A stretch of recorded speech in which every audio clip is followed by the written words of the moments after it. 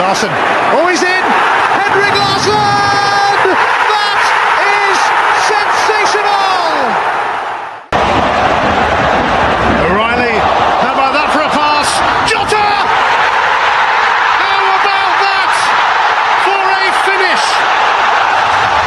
That is Jota for you!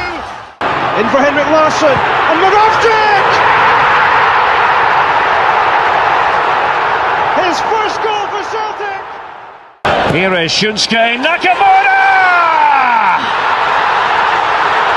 Exquisite!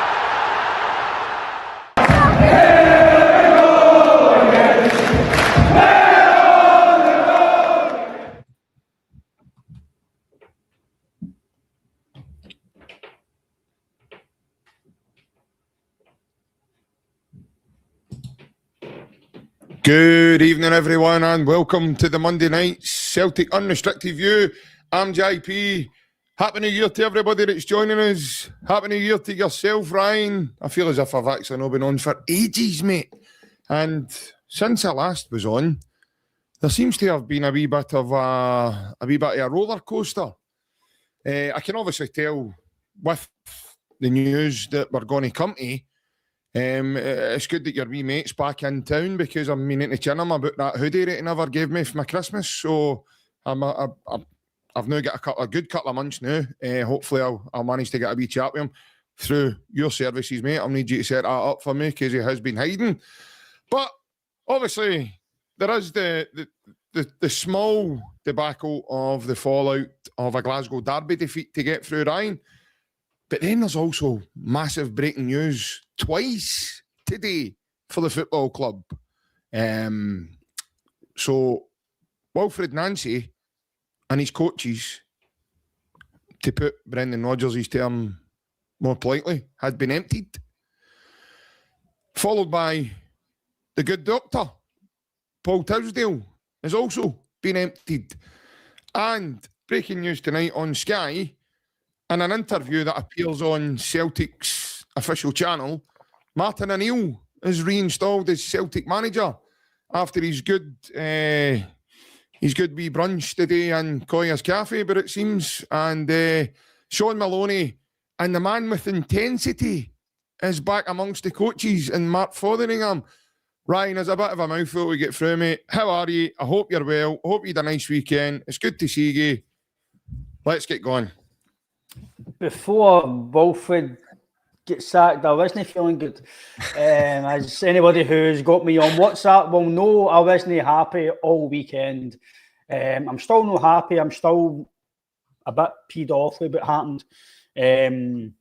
Martin Neill came back, making me stop being angry about the weekend's result and some of the players, which we've all touched on, JP. But it's been a bit of a whirlwind 24, 72 hours, 48 hours, whatever you want to call it. But 6, 7, 8 hours, shall I say, for today. So, Wilfried gets sacked. We probably had a wee bit of an inkling it was going to happen, but we didn't know when it was going to happen. It was just when and not if. The fact that obviously the stock exchange on Mondays, obviously because Celtic's a PLC, that might have had something to do with it, but he's gone now. And again, I wish Wilfried all the best in the future. I hope he does excel in other jobs if he goes elsewhere, but unfortunately it wasn't to be for Celtic. A lot to go through, mate. I'm good. Hope for a good new year as well and the rest of the chat. But I know we didn't start the new year with a victory at Celtic Park, but what a way to start a year now. There'll be a bit of a whirlwind few days for us, so we'll obviously touch on the game and Martin coming back and obviously now Wilfried leaving. So I lot to touch on, mate, and hope you're very well yourself. Yeah, thank you. As Ryan said, folks, the most important part is you guys and the comments and the watchers and the viewers at home and wherever you are just now tuning in. Hope everybody's well. I do apologise for a bit of the late start. As you are all pretty aware, there has been various bits of breaking news tonight, so chopping and changing my thumbnails and chopping and changing my headings and having something organised. And phones are going mental. Phones are going mental. And we're not even on Clyde One Super Scoreboard. We're not even on BBC Sports Sound. albeit thanks to the guys again at BBC Sports Sound again. I was on having a wee chat with Kenny and the lads on Saturday. It was good to get a wee chat. As always, Ryan, we'll come to some comments early on in the chat to see who's in with us tonight. So we've got G-Doc. He says, evening all. And you're in also. Evening, JP, Ryan, and the chat. And then comes in and says, has it been confirmed that Martin Neill and Maloney will take charge? There's nothing on the news about it. And all that was said was the team were looking for a new manager. It has been confirmed, and yes, you probably have picked that up now through the chat tonight.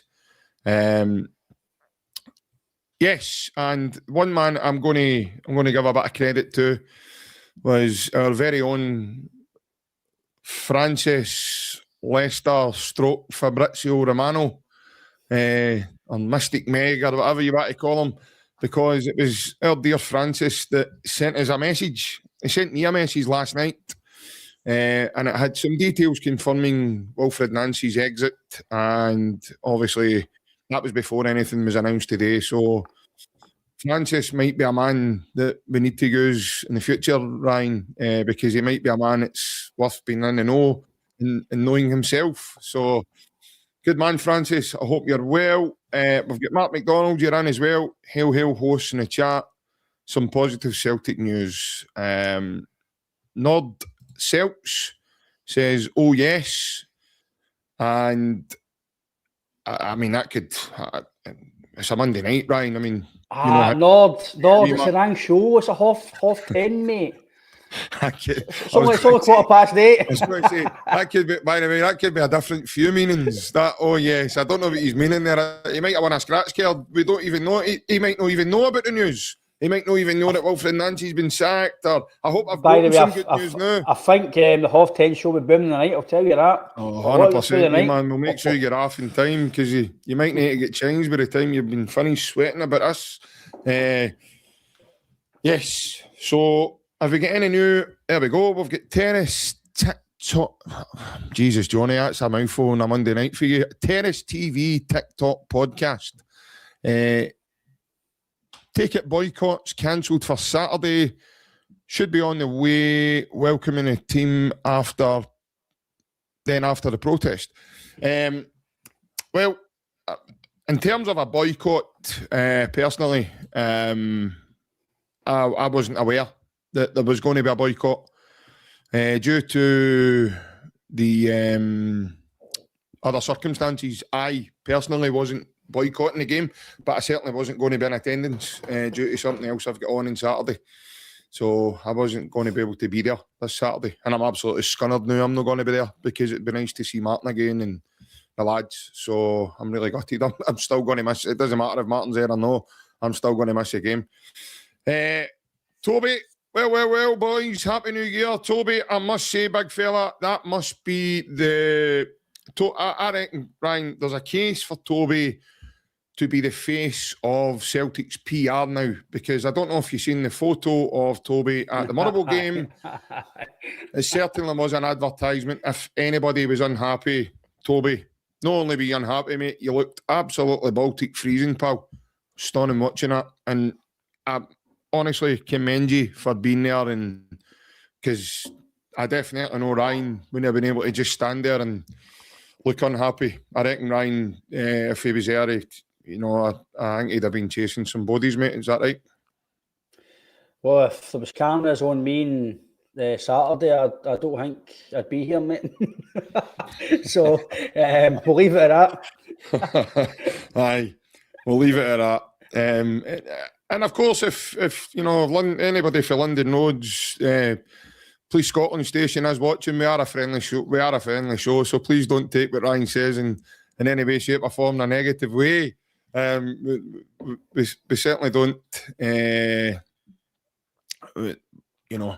We don't mean anything by that. There we go. Positivity from now on. Hands up. Who knew Nancy was going to be a disaster? I certainly put a video on the chat. I massively got this one wrong. My chin's really sore, Ryan, with the amount I've had to take on it the last couple of days, buddy, because, you know, certainly I was excited, obviously, with the due diligence, speaking to Jonathan Burns, everything that kind of fell in front of me. I was excited with, you know, the appointment. Sadly, it never worked out the way I had envisaged, Ryan. And yeah, I mean, it just went for bad to worse, mate. I mean, where do you start, Ryan? You start with the boardroom. They've admitted by getting rid of Nancy, they've admitted that they've made wrongdoings on the appointment. Maybe a few games later than they should have, but they've came to a raison that they've failed. They've failed the club. They've got it wrong, and they've quickly get rid of Nancy. They've got Martin back. This should be the first of potential sackings, i.e. Michael Nicholson. He has to go as well. Paul Tisdale has left, I can't believe they basically gave him the keys to the candy store. I can't believe he had the power that he had at Celtic to basically be involved in basically getting Nancy in the door. Between him and Michael Nicholson, there's rumours flying about that he might be at the end of the season. He should be in January. I know there's potentially a video coming out in the next few weeks or the next few days or whatever about addressing the fans. This should be a weekly basis, a monthly. Peter Martin, PLZ, I've seen that. Whether or not what happens, when it happens, I don't know, but this should be a monthly thing or a every few month thing about updating the fans and what the plans are or what they're trying. In the day, JP, we're paying a lot of money, either if it's through TV rights or it's go to games, season books, whatever. We're paying the money. We should be getting updated on what's happening at Football Club. They've been very quick to update us about the sacking, very quick about updating about Martin coming in. So now they need to sit down as a boardroom and really go through how they modernise this football club. Martin's at the end of the season, so between the now and end of the season, they need to get as a top draw manager, no manager who's 32 with no experience, or if it's a Motherwell manager or a St Mirren manager, it's got to be somebody top of the range who knows how to manage a big club, who deals with international players, can get Celtic into the Champions League, can navigate ties, can work with top players, can develop at the same time. It has to be a top manager. Now, I'm not going to say names like Ange or Maresca, or I'm not saying, but somebody of that ilk. It has to be a top manager, and they need to sit down as a boardroom, and Dermot Desmond has to be in this as well, and he has to take corporate as well, because everything just shouldn't have been his say-so. That's not how things work. But Dermot does not own Celtic. He has the power. I get that, because he's two of the major shareholders. But things have to change. And as a boardroom, they need to change. There has to be footballing people in the boardroom that make footballing decisions and not just money men. They need to make this club better. And I mean better as European standards. I've always said, JPC, if we do our recruitment well, you don't need to think about Scotland. If we aim to be the best we can in Europe, the league's going to be a conclusion. You'll win the league, because if you get the players to fit the European aspect, the league will take care of itself. It'll take care of itself. So the board, finally, they've admitted a wee bit of a failing here. First in a long time, we've fully went, you know what? Okay, hold the horns up. We made an absolute balls of this. And they've got rid of Nancy. Good luck to Nancy. Listen, no bad feeling about him. He's tried his best. He tried to come in and change it. It didn't work. We move on for it. Obviously, we'll touch on the game. We'll need to be negative on that. But the board now, JP, need to sit down and they need to change. They need to change. None of this biscuit tin mentality of £1 million players expecting to sell for £20 million. It's not going to happen. They need to stop getting back to the 90s and the early 2000s. They need to start spending money properly. Now, I'm not saying they need to spend £50 million on one player, but the recruitment has to be better. The recruitment who gets the players, the analysis has to be better. We need to move on, because we are still sitting in the dark times, mate. Absolutely. I agree in terms of the profiling of players needs to change, and that's something I've advocated for some time on here now. Touching on the kind of Wilfried Nancy thing, and then we'll exit that quickly the way he's done, obviously, in his time at Celtic. But you know, Wilfried's obviously been brought to the football club and instantaneously made changes to the squad. You know, he changes it to a 3 at the back, 4 in the midfield, and he tries to play 3 up front. Now, he tries to do that by playing guys out of position, moving players here and putting players in here and moving players over here. And I was on as you know yourself, Ryan, I was invited on to BBC Sports Sound on Saturday, and I was speaking to the lads on there, and I'd says to them that I was speaking to Michael Stewart actually and Tom English, and I'd says to the lads there, I said, Michael, for me personally, it just seemed like a scattergun approach from the manager. He was putting, you know, circle pegs into square holes, and it was a kind of eeny, meeny, miny, mo. And now towards the end of his reign, I mean, he's only managed Celtic for 8 games, but his record is terrible. Not once did the guy ever stand and say, we need to win. Now, Martin Neill's he's done an interview tonight with Jerry McCulloch, and it's like 5 minutes long, welcoming Martin back to the football club. One of the first things he says is, we need to get back to winning. Yep. That's, you know, this is a guy that knows what it's all about to be at Celtic. And that's the trouble that lied with a guy like Wilfried Nancy. He didn't have an inkling of the football club.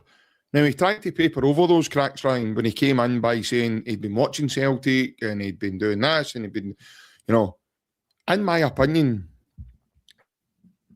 he hadn't watched us, because the way he set his team up to play tells you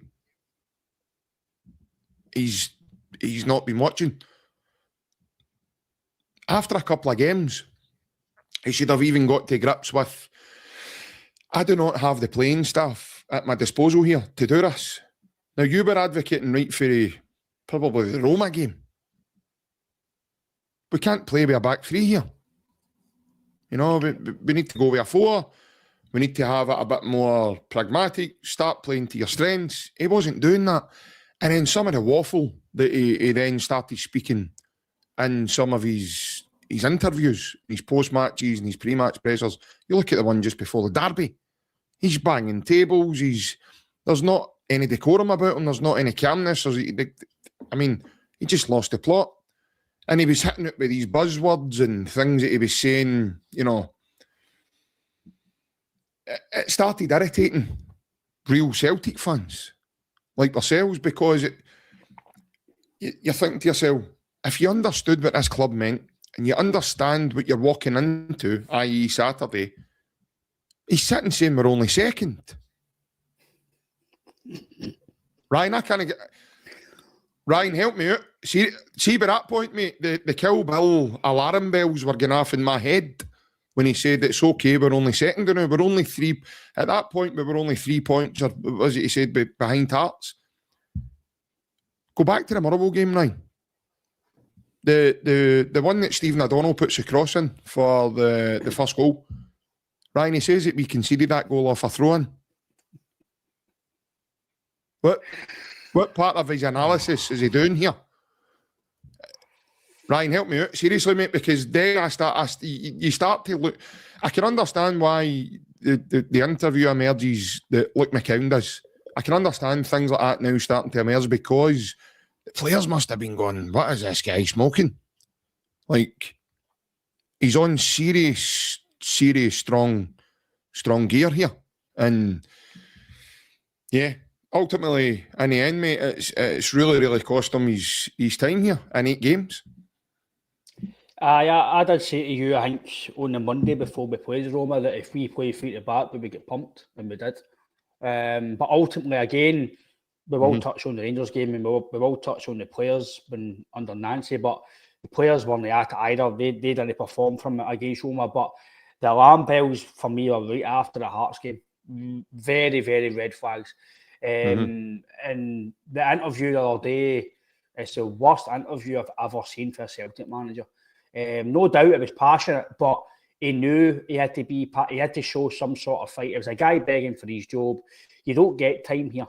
And look, McKimmon's interview, for me, that was the end of him.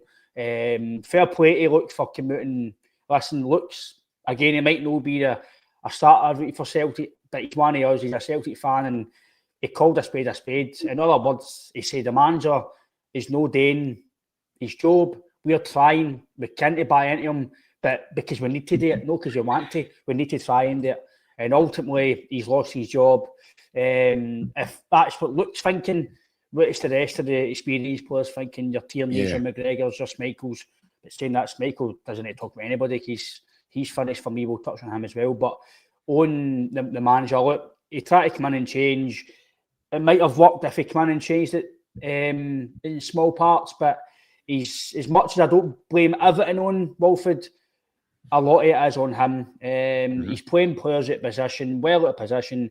Celtic have not got the players to play with a back three, like you mentioned, mate. Me and you could sit and watch junior teams, Stenhouseburn, League One, Partick Thistle National Championship, and if we went into manage them, we would know before we went to that job who's plays well, who's good at what, other analysis. He's not looked at us properly because you don't play Tony Ralston. Now, albeit maybe for the level, Tony's got limited ability, more ability than me, but even guys at Scales, I know Yang will touch on him, but you don't play guys who are uncomfortable sometimes in their own position. Never mind moving them into somewhere where they can't play. Leaving Trusty and one centre back in a back three is Looney Tunes in the highest order. Listen, good luck to him. I hope if he gets back to the MLS or if he gets back to France, wherever he goes, he might be successful somewhere else. But for me, the job was too big for him. But ultimately, JP, whoever employed him, whoever spoke to him, and I know he spoke to Jonathan, albeit I was a wee bit more positive when Jonathan spoke to us, because what Jonathan says was probably all right. He was probably a very good speaker, a good coach, but ultimately he's maybe come off his own back. He's not helped himself with trying to change things too quick. He's tried to implement too much, and the players have went, listen, what's going on here? Like, you're telling us too much information. It's not worked out.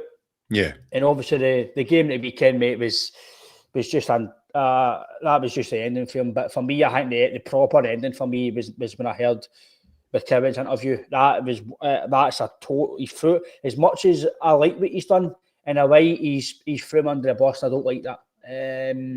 Again, Luke's just been honest and fair play to him. But I'll tell you what, some of the players as well, we'll touch on it. They need to take a look at themselves as well.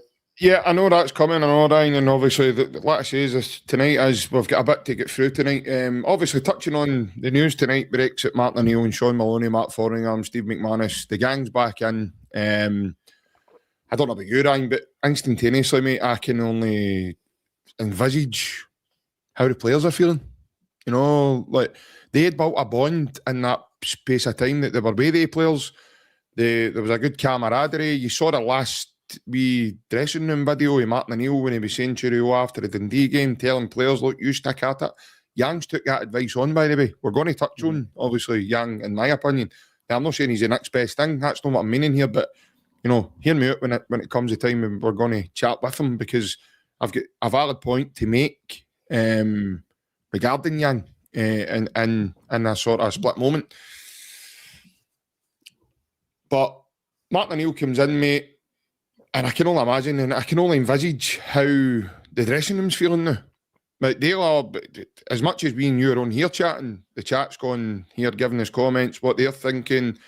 My phone's gone mental, your phone has gone mental. Can you imagine what's going on in that group chat now with the boys? Like, what's happening in there?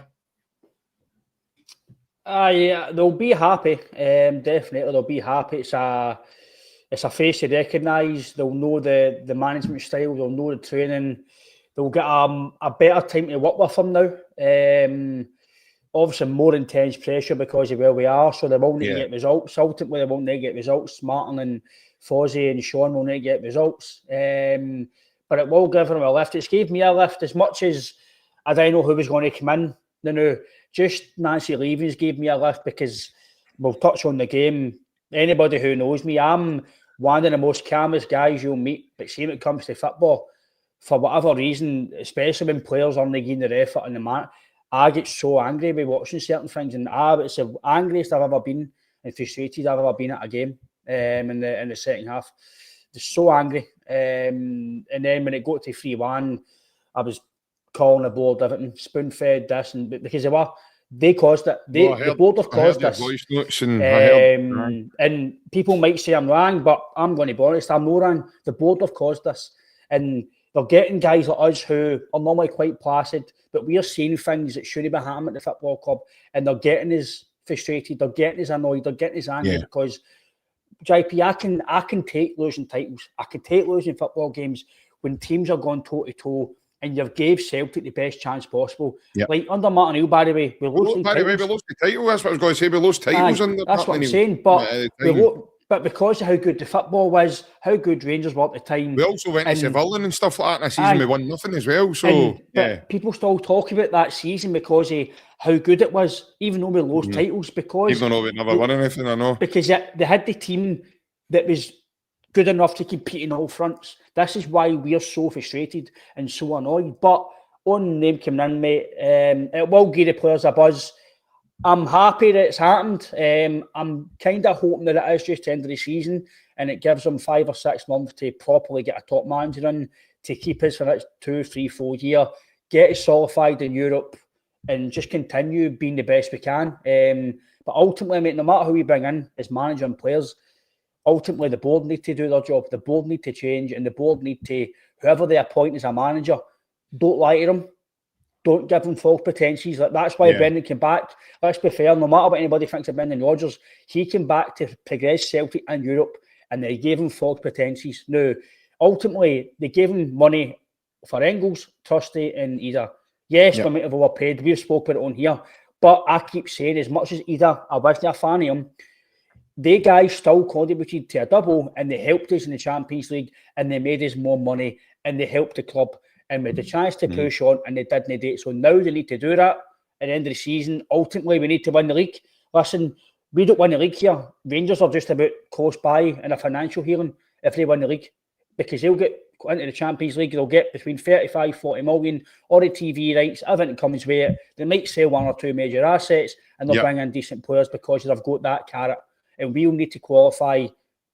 I think we will, potentially no, it depends on who we get as manager and who we get in the rebuild. But this League One is ultimately massive if we want to keep being the top dog in Scotland for financial reasons and attract players, because we can't just go, right, we'll get Angel in our rebuild. That we can't be like that. We need to be solidified. So, but I own Neill, mate. I'm happy he's come into, can I get his back to winning ways, hopefully. But I'm trying to be balanced here.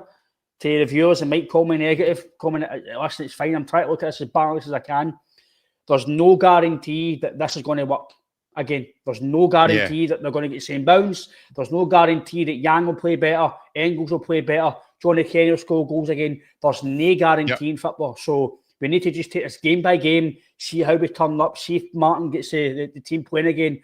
But it is a massive relief that Nancy's away, because as much as I don't want to admit it, I wouldn't admit it fully, but I would probably have to admit it if he was still here.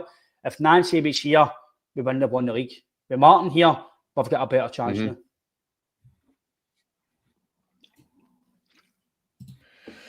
Yeah, certainly.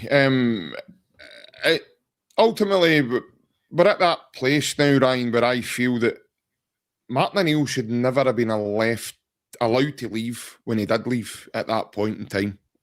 Basically because of, I mean, and this isn't hindsight speaking, why would you, where in a normal thinking brain, where would you allow a guy who's won 7 out of 8 games leave to bring in a guy we've now lost 6 in 8?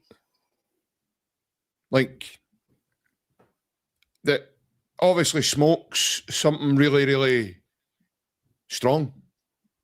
When he's standing talking to BBC at the weekend, Ryan, and he says to them, you know, he's close to turning this around. Turning what around? We were winning when you came in. No, listen, listen, Angie makes a great point. You know, Tisdale obviously needs to shoulder that blame. Mark Guidi, listen, folks, I don't want people sitting in our support actually thinking that Paul Tisdale is to fully blame. He never appointed Wilfried Nancy to Celtic. All he did was put him forward for an interview. Now that I do know because Mark Guidi outed that on Go Radio. Now I've just found out tonight that Mark Guidi's Martin O'Neill's PR guy. He looks after Martin O'Neill when he's in town. So whatever Martin O'Neill's maybe get lined up. I know recently, Ryan, we do know that Martin O'Neill's had speakers events lined up to go and speak to Celtic supporters. I'd imagine probably the vast majority of them now. I know he did one last night, but the vast majority of them now are probably postponed. He probably will still do them because he was able to do a night when the night after we played Feyenoord and we beat them. He done one, the video emerged with him and Peter Martin. And Peter was talking to him about the result and, you know, things that were happening. So I'd imagine Martin's probably still got that freedom where he can still drift in and out of that and he'll still be able to go and... I think now what he'll need to do is he might need to change his script a wee bit now because he's probably not now allowed to maybe say a lot of the stories that are happening or if you were at the speakers night last night, he'd have been able to tell you how his time was back at the good evening, mate. Hope you're well. Hey, Wally Colin. You've been hiding. Don't know where you've been. You've been too busy with that VAR. How you've never picked up that elbow and Engels at the start of the game at the weekend. That's another balls up for refereeing. Oof. You've got your work cut out for you, mate. But I hope you're well. Happy New Year to you.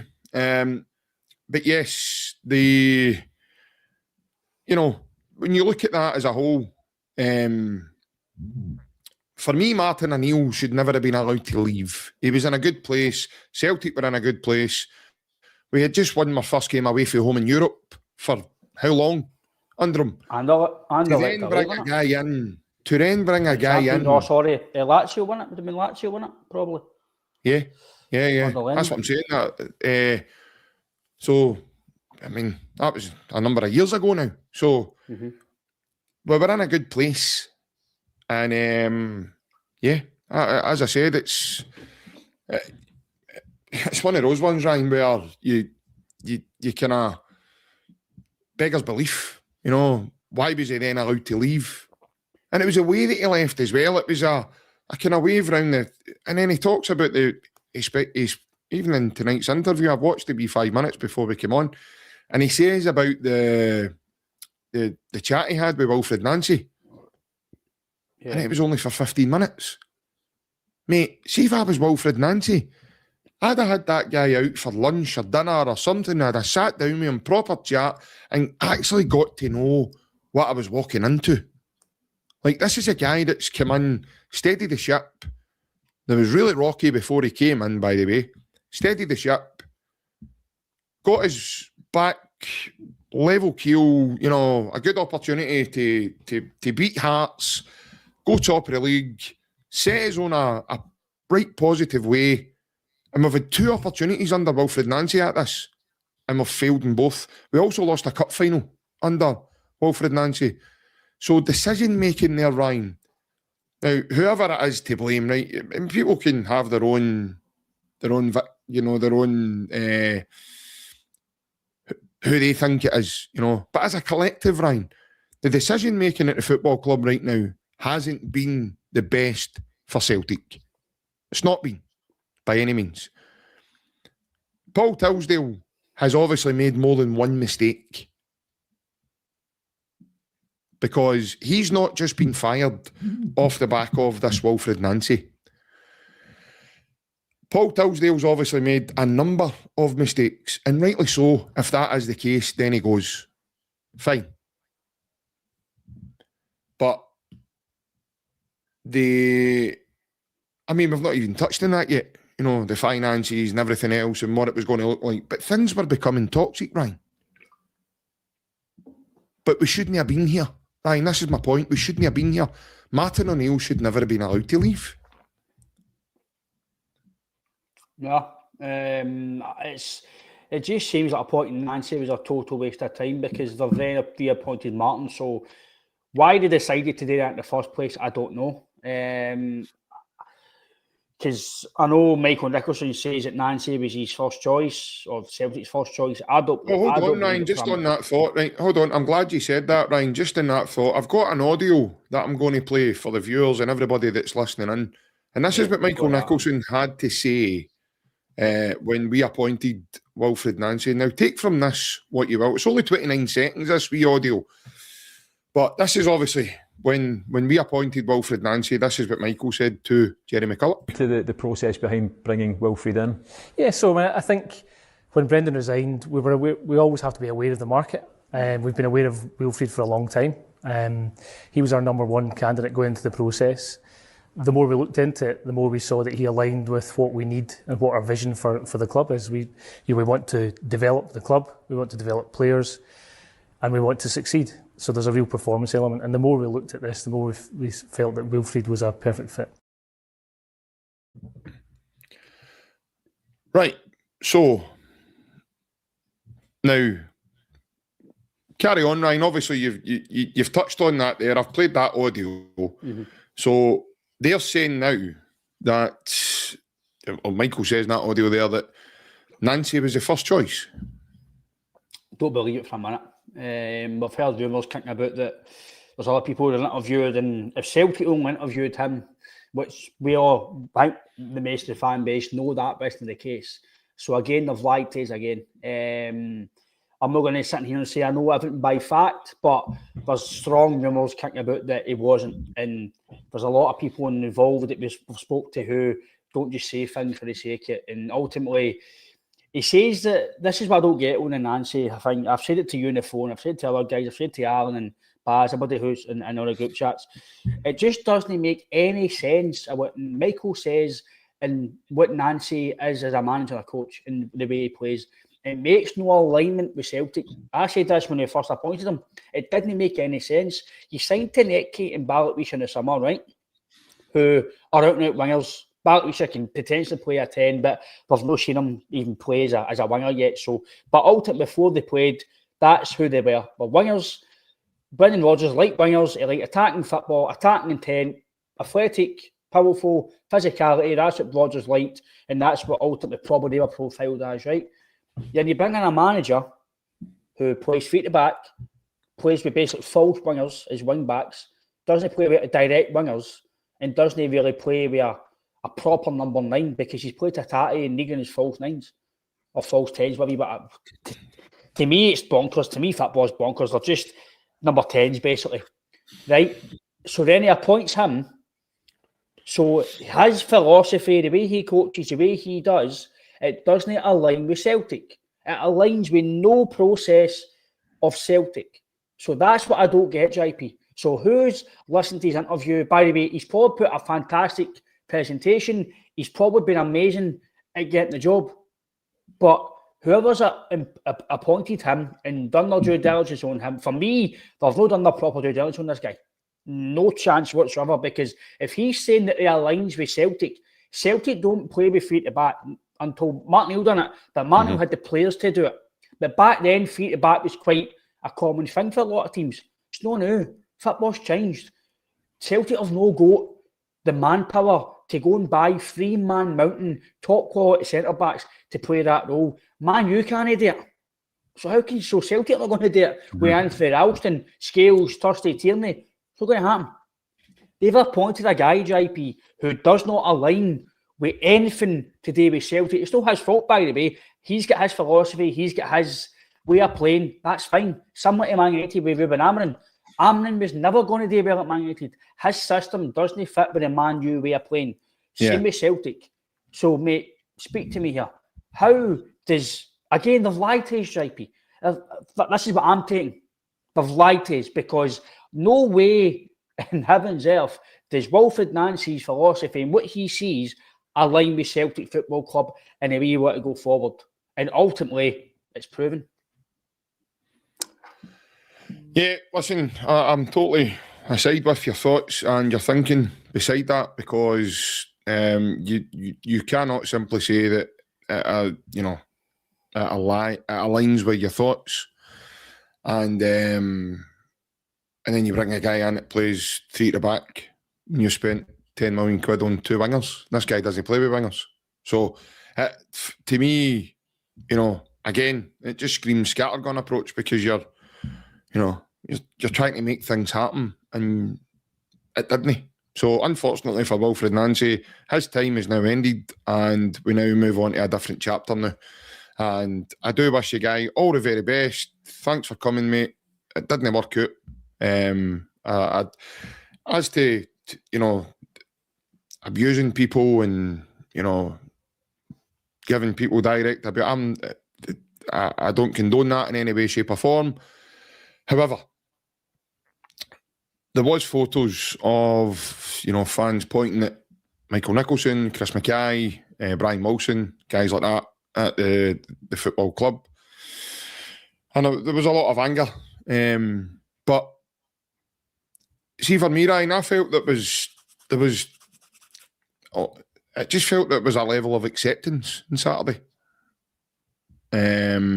because there was a kind of apathy, that's the way that it kind of got to.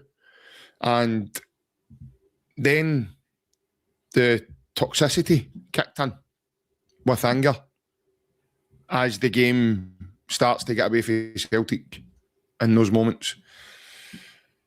And, you've touched on the players and various different things, but I don't condone anybody getting direct abuse or people pointing in people's faces or anything at all. I don't condone any of that, Ryan. However, see, when you do get plaudits for doing well, you do get plaudits for, it's okay, Ryan's slightly glitching, so we will give Ryan a wee moment and he can rejoin us. But see when you get plaudits for doing well, folks, and then you get you get the plaudits for success. This is what comes with a big club. This is what happens. The scenes that you're seeing just now is what happens at big football clubs when things are not done properly. This is the aftermath of that. And this is something I've always said, even on this channel. When you pray for rain, you've got to deal with the mud too. So you can't have it always. You can't have it when it's all rosy, but then you don't want to seem to have it when it's bad. So I do feel that certainly the toxicity, the noise, the kind of the anger that the Celtic fans have displayed, without direct abusing someone and calling somebody direct names and everything else, I really do feel that the board should feel every bit of that. They should feel that after effect. I was just saying there, Ryan, in terms of the toxicity noise level and everything, not direct abuse and personal abuse and people getting attacked and people getting hit with anything. I'm not meaning that. What I'm meaning is, mate, see when you take plaudits for success and when you do well and you get the plaudits for that, you can't just have it that way, mate, and then when things don't go well, that's what happens at big football clubs, mate. See when things don't go well, and things aren't, because not every decision at the football club being made right now is a correct decision. And hands need to start getting up, and it's happening. I mean, all directly, it's not, they're not coming out and saying, by the way, I'm at fault for that, guys. That's not what's happening. But we're seeing that because actions are speaking louder than words. We've seen it. Brendan Rodgers resigned. Dermot Desmond went away and got Martin O'Neill in. Things were going good. Then, and behind the scenes, there was a recruitment process that went on, and they're saying now that Wilfried Nancy was a top target. So, that's what we have to go on, because we don't have a counter. I don't have a counter or anything of that, or anything on the contrary that contradicts what that guy's saying. Between you and I, we know it's nonsense, right? But right now, we've got to go with that, Ryan. We've got to go with what Michael's saying to us. And we all know he's talking nonsense. Because football, you definitely know that that's not been the case. But just going on that point, we've hired him.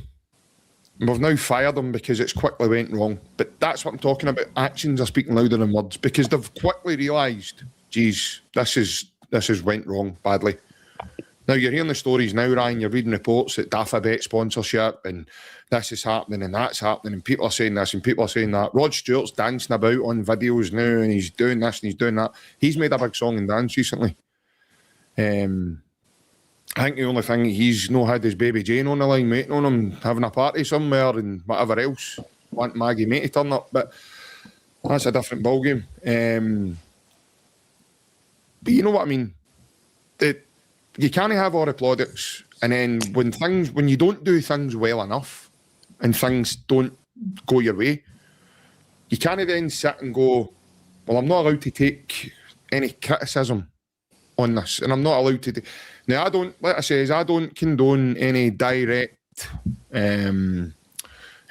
abuse, or I don't condone any sort of angry behaviour towards anybody. I don't like that. I don't like seeing that. For me, that's not what football. Football's supposed to be an enjoyable thing for your family, for you, for us. When we were kids, Ryan, we loved it. Going with our dads, and you still watch a game with your dad. And football's all about enjoyment. I get right now we've not been enjoying it. The players look as if they've not been enjoying it, and all round, mate, there was decisions made that weren't right for the football club. Now, the football club have acted. And that's what I'm saying about the actions speak louder than words, Ryan, because if this had dragged on, Ryan, it was becoming on the cusp, mate, of self-sabotage to the season, because you're then looking at that going, they are right deep in this now. Nobody wants to take ownership here to going, we get this wrong, but this is what we're going to try and do. There doesn't look like any light that side of the tunnel, Ryan. And it's a bit like the Shawshank Redemption. He's crawling through the tunnel and he gets to the end and the stars are there. That wasn't happening. That wasn't happening at all. The tunnel was just never ending and it was getting darker and darker and darker and darker, and Andy Dufresne was disappearing into the dark bit, So that journey's now gone. We now start another journey, Ryan, and obviously we're now 48 minutes, nearly 50 minutes into this podcast, mate. We've not even spoken about the game yet. This is how much Celtic, this is what Celtic do to you, Ryan. This is where we go, and this is why the headlines tonight have been what they are, because we've not even been able to speak about the game yet. Well, listen, mate, if this was early doors and you didn't have kids and I didn't have work tomorrow, we could go on here for 3-4 hours. Yeah. If it's yours would have that, because there's loads to dissect and what went wrong, anything went right, players-wise, board-wise. There's so much to go through, but this is the first time. Let's get to this point now. We're going to tell you we're not live. This is actually a recording. Aye. This is probably the first time in a long time that they've not come out and said it yet, but they've admitted that they've made their balls yet, and they've went, right, okay, we need to act fast. What to do now between now and the end of the season is that's where, if they want to claw back any respect for the fans or claw back any dignity as a hierarchy, then they'll need to get in a top manager, give them the funds and a good recruitment team to make sure they get quality players, because win the league or not this year, we've got a rebuild this year.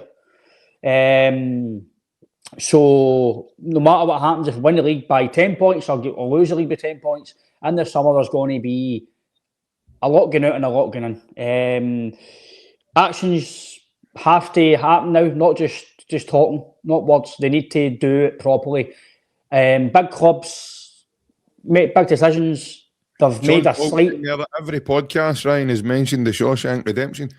Great minds think alike, sir. All right. I've been busy today, so I've not watched many, so fair enough. Great minds think alike. But no, listen, it's...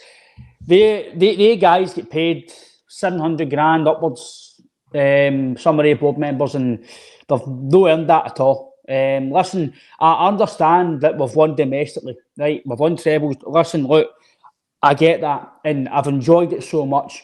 But realistically, with the finances we have had in Scotland, Celtic should be winning the league just about every season. if they do the recruitment right and they make sure that they get players in early for the Champions League or Europa League qualifiers, whatever it is we end up in, Celtic should be winning the league with the infrastructure and everything we've got at our disposal. Rangers and Hearts, where Rangers were and where Hearts are just currently are, as much as the Jamestown potential in the future might get them to winning leagues, it might get them European football, right? Celtic should not be in the state they are. And see all this stuff about entitlement, spoiledness, this and that, it's one lot of bullshit. See anybody outside Celtic, it might look like, oh, they've got this money, they've won trebles. Aye, it looks all rosy to use, but you're only involved in the club day in, day out. You're only doing podcasts, you're only getting information about it. You're only seeing it in your own eyes every minute of the day, every Saturday during the week. You're not seeing the downfall of the club. Under Ange Postecoglou, they had a wee bit of a rebuild. They got it well. They could have kicked on. They didn't.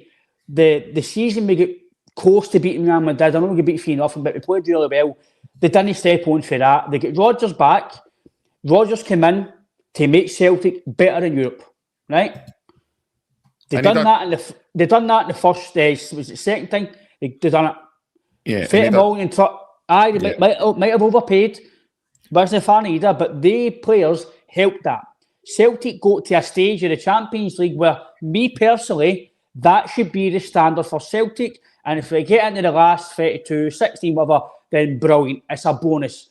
That's amazing. But Brian, see, just based on that, just quickly, well, I know we're going to need to talk about the game and stuff on Saturday, but see, just quickly talking about that, I was speaking about that today, and I said today, personally, I feel that because of the state of Scottish football and everything that surrounds that as well, I felt that Celtic being in the Champions League was already success for us. It was then what we could then try and build while we were in the Champions League that could start to define us as a football club. You know, and I know Celtic fans have mentioned like Club Brugge, and they've put product over, you know, model or whatever you want to call it. They've put that. They've spent the money to make sure they get into the competition. Now we've spent the last three years in a row in the Champions League proper, and then this season we fall at the first hurdle because of not preparing properly. So again, that was a lesson in, you know, recruitment wasn't done early enough, wasn't done properly.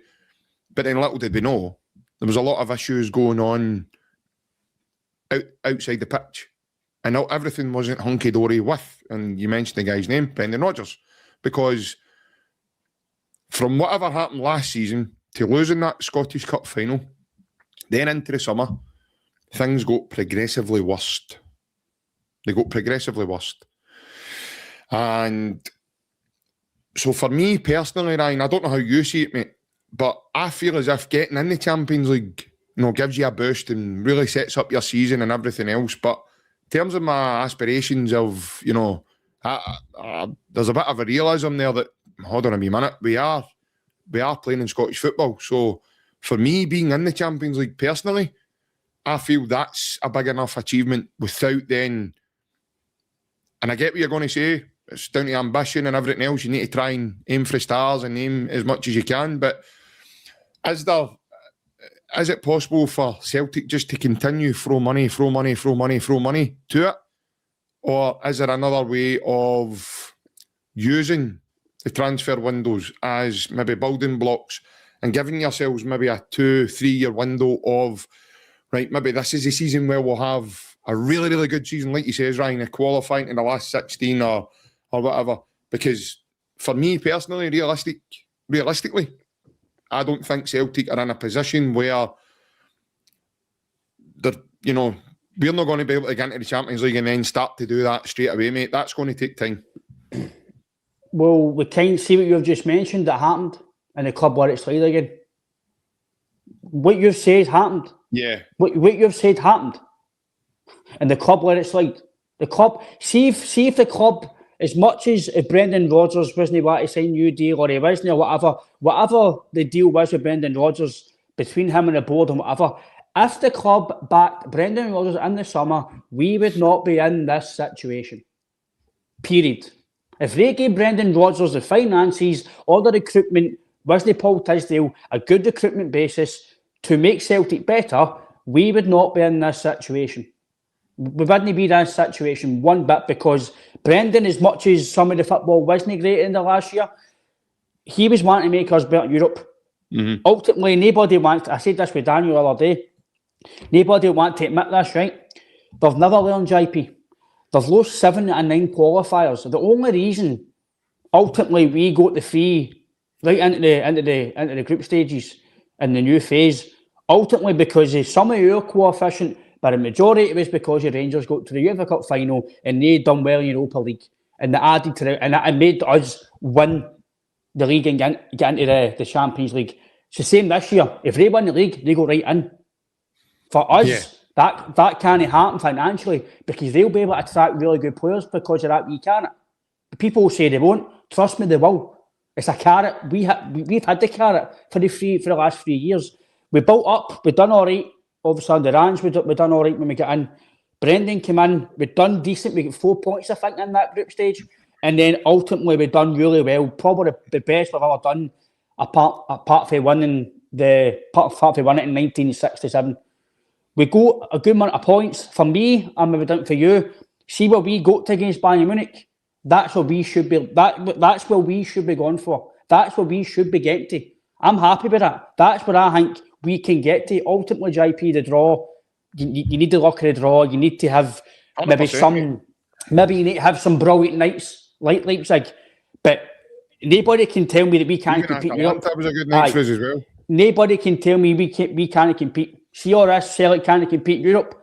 Get it out your heat, because you can. I'm not saying we can't, right? But it's to do with recruitment, JP. The recruitment has been wrong for years. Mm-hmm. We've been living off Angie's team, ultimately. Spending £9 million in the Rovsky and £10 million in Rovsky and Lager Bielka.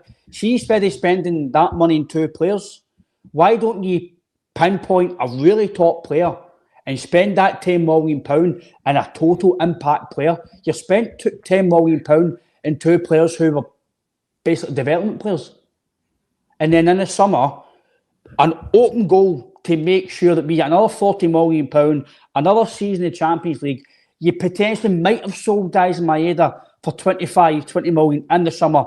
And because of that money, you would have bought somebody else, potentially, hopefully, with that quality. We've waited a year still to replace Kyogo. You're never going to progress. You don't make me that. But what you have said is what the club done. We built up, and we go up to the 30 million spending and trust at either. But they didn't continue that trajectory. They've no continued to spend. Celtic need to move forward at times. That, Ryan. That's what I'm but you, mate. if you're in the Champions League, though, that in Scottish football. No, but if you're in the Champions League, you can. You can. What I was getting at there before, obviously, you came in on your point was I just don't think Scottish football is a big enough draw, mate. Because, but that's what I'm saying. We need to be in the Champions League, right? So they need to prepare for it. But what you mentioned is bang on, because they've no prepared for it. Mm-hmm. They've no learned. So what makes me, you, and everybody in this chat, everybody in the Celtic fan base, what makes you think that the same board members are going to be prepared in the summer for a qualifier? Nobody can trust them unless they change. Well, let's quickly... Well, I know we're going to kind of do this a bit back to front tonight, I think, the way things are going now, but let's touch on that. Obviously, recruitment's now underway. So we've now brought in Arajo from Bournemouth. I know it's only a short-term loan till the end of the season, but he is the first recruit of this transfer window. There's reports tonight that Jocelyn TB or Tabi, I do apologise if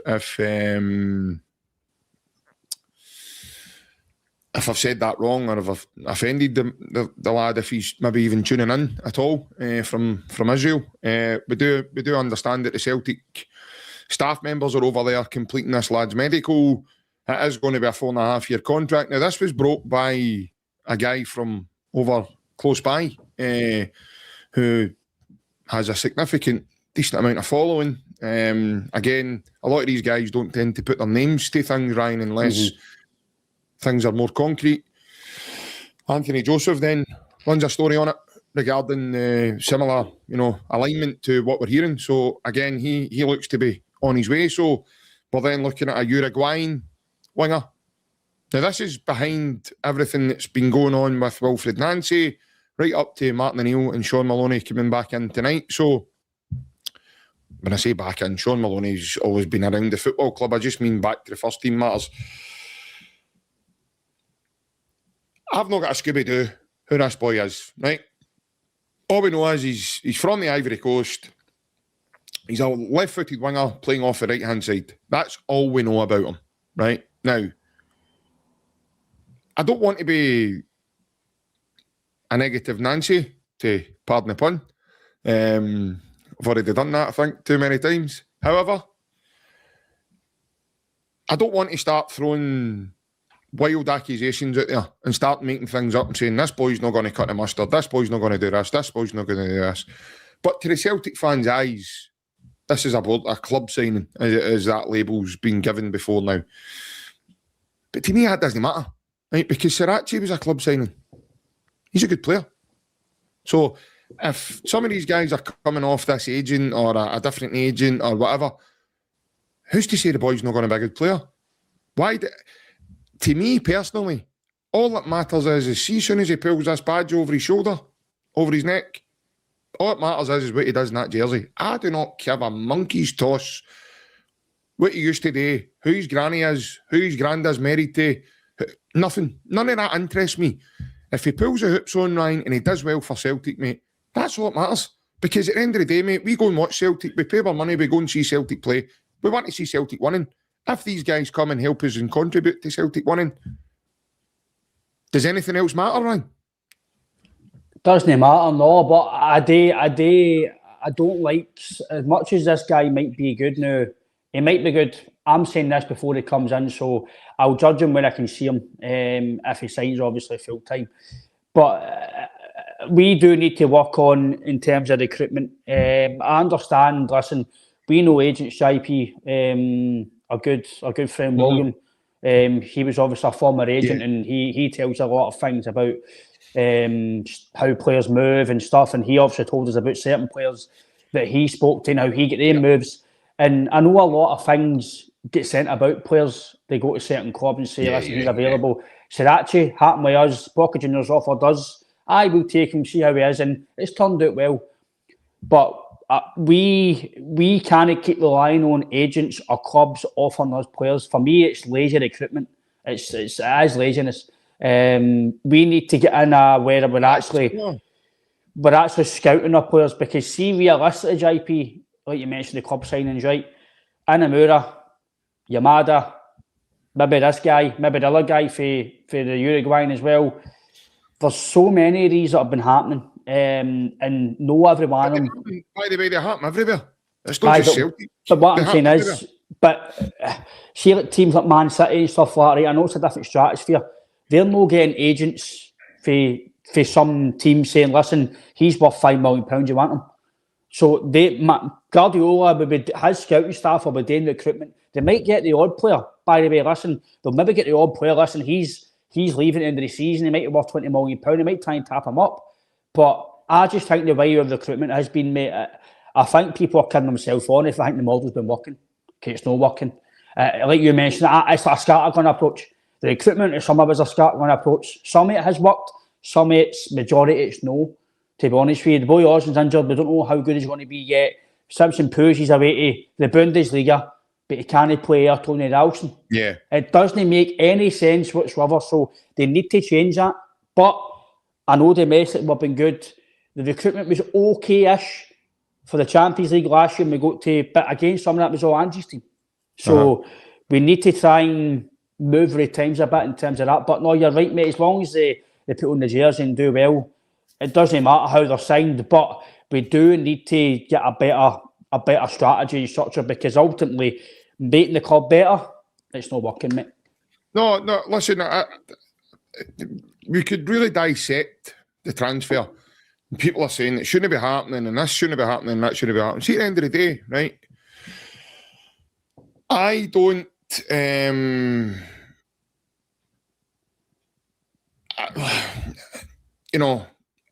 yeah, we've got our own views, and I'm not going to sit here and start splitting hairs about, you know, a young guy coming to the football club and how he's getting here, and, you know, planes, trains, and automobiles to get him here. And as Ryan says there, if he does well for the football club, that's all I'm interested in, right?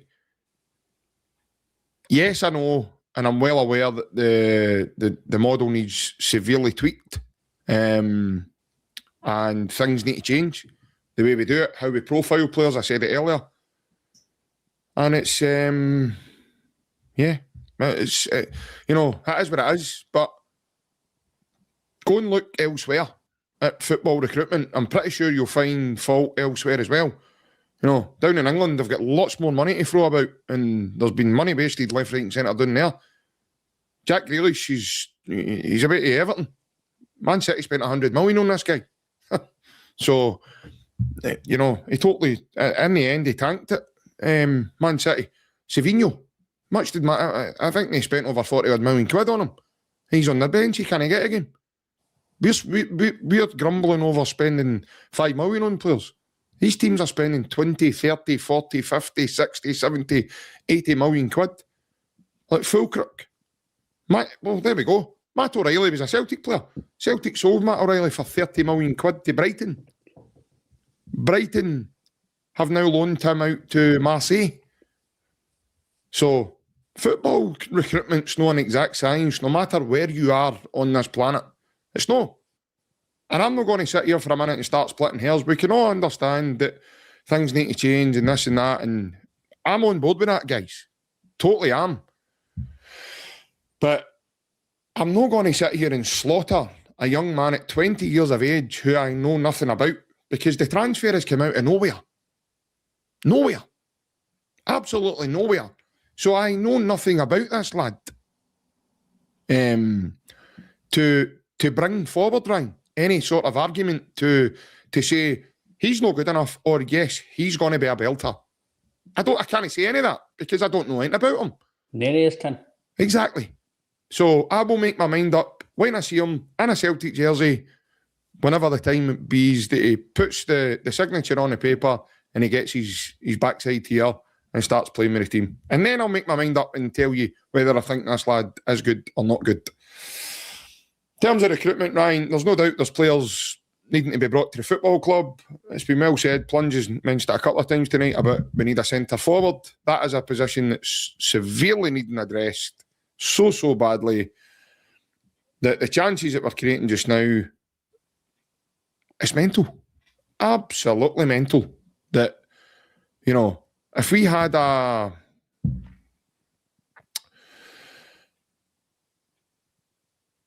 Giacomakis, a Kyogo-esque when he was in his Celtic prime, because Kyogo's form now has severely dipped at Birmingham and he's unfortunately not having the best of times.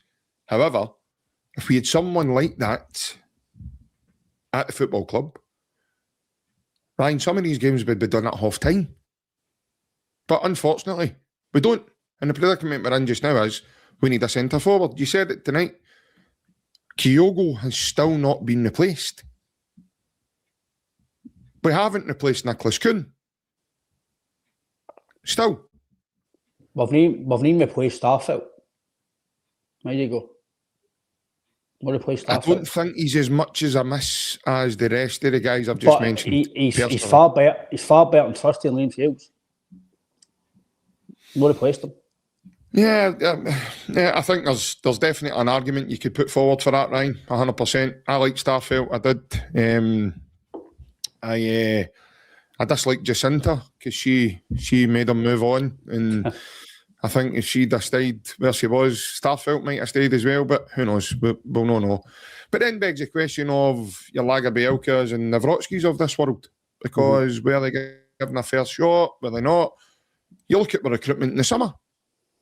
We bring in Inamura and Jemai Simpson-Puzzi, and both of them are not at the football club anymore. So I'm not sure that, regarding that.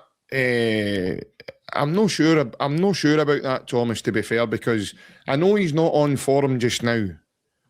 But when Kasper Schmeichel came to the football club, he made it very easily to fill that void. And I think Joe Hart, when he first commentated in Celtic in Europe under Brendan Rodgers, when he just left the club, I think he was a big advocate for it himself. Me personally, Casper's not on form at this present day. So we definitely need change in there. But overall, I've liked Casper Schmeichel when he was at Celtic. He's coming to the end of that now. Fast. Coming to the end of that now. So,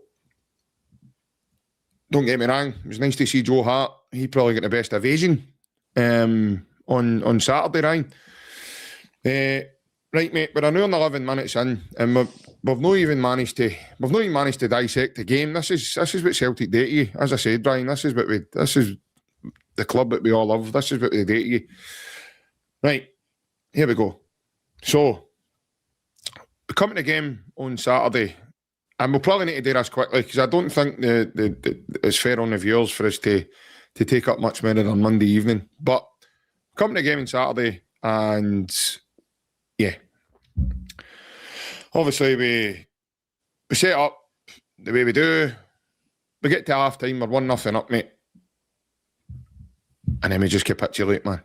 Brian, where's your head after this? It should have been 4 or 5-0 at half time.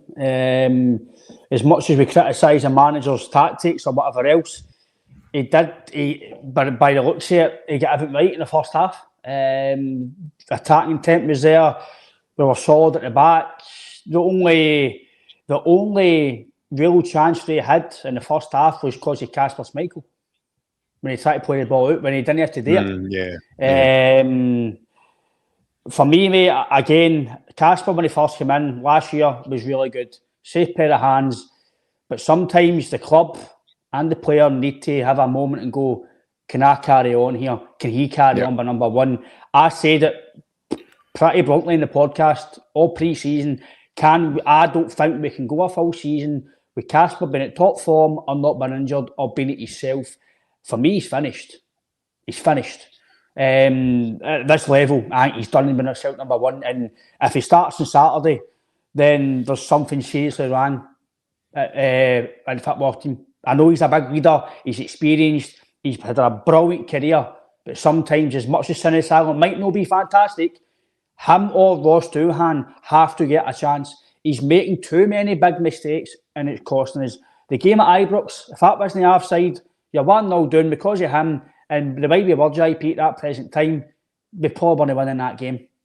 So there, Dun United, Hearts, Dundee, then again, yesterday, Braga. How many more do we need? I know he's making saves, but that's his job. His job isn't to make silly mistakes. The game is Saturday, JP, where I sit, obviously that's where Celtic were shooting up that way in the first half. So Casper's behind me. And there's twice he's tried to play it wide. When it's not on, just go direct. You don't need to play all the time for the back. Yeah. And just whatever he says at half time, Nancy, JP, I've said it in the last few weeks, I think the team are unfit because the second half will just capitulate. I said to the guy next to me, listen, we need to get another goal here because we've not played well in just about any second half this season. We need to get a goal. With the chance from Maeda, he's missed it, and then we just capitulate, mate. And ultimately, the 2 goals, the 3 goals, sorry, they're all avoidable. Casper, I don't know what he's doing for the 3rd goal. It's absolutely. I know there's a wee bit of deflection, but he's so slow off his line. He's flat-footed, and the way he dives, it's just a token gesture dive. The second one, obviously McGregor and what was it, Ralston, I think the Chamiti second goal, they've got to do better there. Again, Casper, don't know what he's doing for that. Spread himself, total gesture. And then the first goal, it's criminal. It's absolutely criminal. Every goal was avoidable, by the way. The first half was pretty good. And then we just capitulate. But ultimately, mate, another line is needed because we can't keep missing their chances. But one thing I will say before I let you back in, mate, for the rest of your dissecting the game, as much as we can blame the manager, we can blame systems, whatever you want to blame, some of the players need to take a hard, long look at themselves and have they really gave this club the last few months the best they can? Because of not. I can't handle players no chasing, no running, no tackling, no even putting an effort in. See your 3-1 down. I know with VAR, JP, you can't just go and wallop somebody now, right? I'm not saying wallop somebody and make them not injured, but put in a tackle, get the crowd up. People are just accepting. Seems a wee bit like Roy Keane there, Ryan. Aye. Engels, for me, get elbowed. It's a red card. Not one player went to the referee, went to Fernandes, what you doing, you're so-and-so. Nobody done it. They just sat and let it all happen, get bullied, and then he puts a tattoo on, and he may as well sit in the bus away, get 41 away home. He's an absolute disgrace to the jersey, by the way. Now, I praised all these players, JP, for years because they've played well. They've gave us everything. But see when they swallow about the park, like they think they're big-time bully bollocks, then they deserve anyone else to criticise them. Getting 15, 20 grand a week, whatever they're getting, no even want to run, no want to tackle. Oh, I've lost the ball. It's not on me. And I'm like you, don't abuse players, but they're allowed to be told, you're a disgrace. You're an absolute disgrace to the jersey on that performance, because some of them should not be playing on Saturday. You should be in the stands and get told, listen, this is what happens, you don't perform. Some of them deserve to be, JP, because they're not on this planet to beat this football club right now. And as much as I love McGregor, he has to come out and address the fans as well. Ultimately, he might have been told no to do it, but he comes out when they're all winning games, making dig at Rangers, and will come out and tell the fans what's happening. Whether it's bad or no, unity, you're the captain of the football club. Yeah. We criticise Tarney for doing it, so we can't have it two ways. Our players need to step up. But one thing I will say is, JP, see if they start playing well under Martin O'Neill, they deserve even more. It's not right. You can't down tools because you don't like the manager. You still need to play for us fans, yourself, and the football club. And some of the players have not performed for the manager, and it's not right, mate, for me.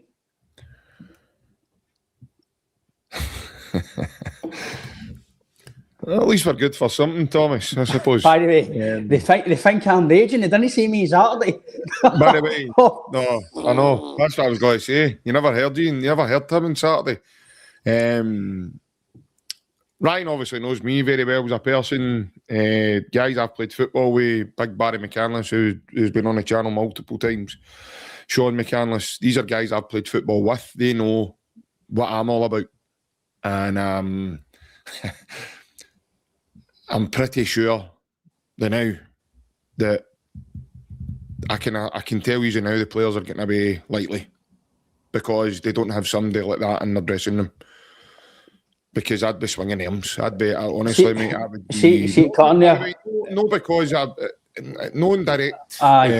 Just because of things that I would be saying. I know for a fact it would come over confrontational. And I know any person, any guy, any man, any, grown up, and that's fine. I know they're not going to sit back and take that. So they'll be back and forth, and then it could lead to the next step, which could be a fight. But see, when I'm watching guys like Kieran Tierney, and he's letting the boy Gassama push him off the ball over in the corner, right in front of the away fans, and they're all laying it, and they're giving it loudy, and you talk about that elbow with Engels, Ryan. That really irritated me. Engels was on the deck for quite a bit of time as well. He never just fell and get bounced straight back up. Not one person in our squad. Now I'm looking to your senior members, guys like Callum McGregor, Kieran Tierney, Casper Schmeichel and Austin Tusty to an extent here as well. These are big characters supposed to be within our dressing room. Not one of them get in Fernandes' face. Cast your mind back to just a few years ago, mate. If that was Scott Brown or Lustig, Fernandes would have been getting dragged up the tunnel. I swear to God, there was another incident near me, and Engels was trying to take a quick free kick. Diamandi kicks the ball away from him. Yep. Nothing's done. Nothing's said. Nothing. But the referee pulls over Engels and Diamandi for this. Engels never done anything. Engels never done a thing. All he did was walk over and pick a ball up. Diamande would have landed in the north stand if he'd done that to me, Ryan. See what you're saying. No, VAR and everything now. However, see what you're saying. Sorry to cut you in, but it's on your point. See when we played, right? Anybody who's played years ago, right? I know maybe health and safety now, and people you can't date anymore. See if there wasn't bottles of water or sandwiches or anything thrown in that dressing room, mate. There's major issues at that football club. 100%, mate. 100%. It's just acceptance. That comes from within, Ryan, and then you see the aftermath, right? Because you watch the players. Now it wasn't nice. It was really toxic. It was bad. There was a lot of people there with real emotions and very emotive people outside Celtic Park, and to an extent, quite rightly so. But I don't agree with the direct abusing guys, in my opinion, who have brought you on a lot of success as well, right, as a fan. But you've hit the nail on the head, Ryan. Players need to be criticised. See, when you play 5-a-sides with guys, Ryan, and you watch guys run about, you chucking it. And you say to them, what you doing? I'm tired, but you're back here and they're up there. The first thing I say is, well, come back here and be tired. Because see, if you're tired, at least that way the ball's going to hit off you, or it could potentially hit off you, and you're stopping them for scoring. Mm-hmm. If you're up the park and you're meant to be back here, you're not good to us up there when you're knackered. But I love these guys because see when the ball's in full flowing motion, Ryan, these guys are never tired when they want to receive the ball. They're tired when they're asked to chase the ball. Right? See these players jogging, Ryan. And Ryan, they're looking up and going, sorry, I'll pass it on to the next guy. Real Batati's done it the last 5 games he's played in. Just jogs. We jog. Just you jog while you're leaving Austin Trusty isolated between 3 guys to chase. No knowing what guy to go and if he pulls across here, the ball's getting played there. We're wide open, by the way, in this point. Because the manager's playing a system that our guys ultimately they can't play it, right? And that's a direct way of putting it across. They couldn't do it. Simples. They could not. Luke McCown wouldn't he? The PlayStation 5 wouldn't allow you to put Luke McCown at left wing back, but yet he plays him at left wing back in a derby against your biggest rivals. But that doesn't see what you're saying though. I thought Luke McCown done okay. I thought he was, but I'm not down on Luke McCown. But I'm talking about the ineptness from the manager. But see what you're saying there though, right? It goes back to your point. I'll let you back in. It's just because you've saying that it's got my head thinking you're right. But that doesn't mean that they can't tackle, they can't chase, they can't. That's what I'm saying now. The manager can be blamed, JP. You can play any system you want, Ryan. Yep. That doesn't happen. See, when you've got players no willing to tackle people, no willing to back up your comrades and your colleagues and people bullying your players and people run about you, that comes within yourself, Ryan. That comes deep within yourself. Yep. That's not something that you can teach to somebody. But see your local boys, Ryan, boys like James Forrest, boys like Callum McGregor, boys like Kieran Tierney, boys like Luke McCown to an extent. I know he's not come through Celtic's ranks, but he's a Celtic fan, he's a diehard, he's writing about it. That comes within, that should be there. You know, these are Scottish boys, Ryan. They know what that's all about. Even, I know he's not played the last few games. Even Big Scales, he's aggressive, Ryan. He's got that aggression in him. He helps his teammates by sticking his big, as I call it, his big giraffe neck on the end of things. He just puts his big head on the road. And he gets things, sometimes he gets it wrong, but ultimately he's not scared. He goes for every ball, right? He might not be the best. He might not be Van Dijk. That's not what I'm getting at with Scales. However, he's got that aggression in him. Guys like Alistair Johnston. Guys like Cameron Carter-Vickers. Now, go back to the coming out of the stadium, right? You're saying that maybe these guys are told not to engage. Ryan, I'm sorry, mate. She growing up a Celtic fan, and if I'm Luke McCown, sorry, mate. the PAs and the PRs and whoever else it's looking at, I'm putting my hand out and I'm going, excuse me, they've paid a lot of money to come here today. We need to engage with us. Now, I can't sit here first and put my finger on it and go, how that would have turned out if that happened. But see a small section, James Forrest, Callum McGregor, Kieran Tierney, Luke McCown, maybe even an Austin Trusty, and, you know, one or two others. Carter Vickers was there, I know. See maybe going over and speaking to a couple of groups of fans that were at the other side of the fences. That would have more than likely, Ryan, calmed down a lot of the shouting that was happening. To allow then other members of staff and other people to get the gear and everything else they were trying to get out. And it would have took away a lot of the... Even to apologise and say, listen, we were really poor in the second half today, blah, blah, blah. Whatever you were going to say, right?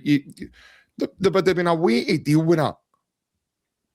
But whoever was in charge decided it was much better for them to run the gauntlet and walk through it all and just ignore what was going on around them.